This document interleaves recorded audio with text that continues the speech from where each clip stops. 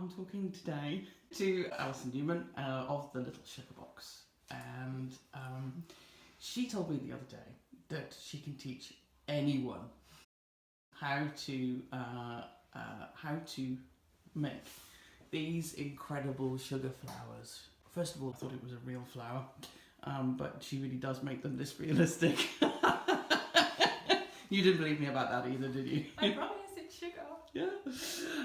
So today, I have challenged the lovely Alison Newman to teach me, whose hobbies include watching Marvel movies and playing Mario Kart.